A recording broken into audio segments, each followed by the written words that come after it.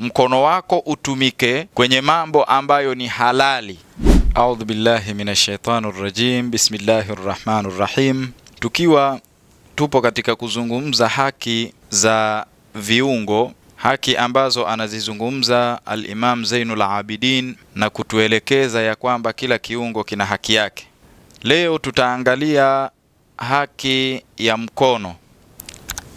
Al-Imam Zainul Abidin anatuambia wa haqqu yadika an la tabsutaha ila ma la yahillu laka, na haki ya mkono wako ni kwamba usije ukaukunjua kwenye mambo ambayo si halali yako. Yani mkono ikiwa ni moja ya neema ambazo Mwenyezi Mungu Subhanahu wa Ta'ala amempa mwanadamu.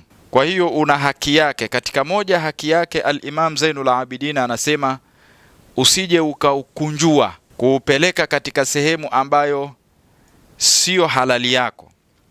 Mkono unaweza ukautumia kwa namna hiyo, kwa maana ukaufanya ukatumika kwenye mambo ambayo sio halali yako. Sasa al-Imam Zainul Abidin anatuambia la, mkono wako utumike kwenye mambo ambayo ni halali. Yani mkono ufanye kitu ambacho ni cha halali. Mkono utumike kwenye jambo ambalo ni halali yako. Jambo hilo likiwa ni halali yako, al-Imam Zainul Abidin anasema fatanala bima tabsutuha ilayhi min Allahi al-uquba fil ajil, ya kwamba ukisha kunjua mkono wako ukaupeleka kwenye jambo ambalo sio halali yako, hiyo itakupelekea Mwenyezi Mungu Subhanahu wa Ta'ala kukuadhibu.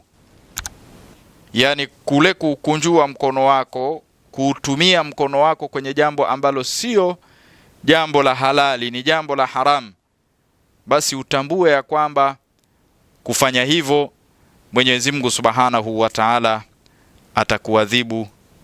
Yauma la yanfa'u malun wala banun illa man ata Allah biqalbin salim. Walhamdulillahi rabbil alamin.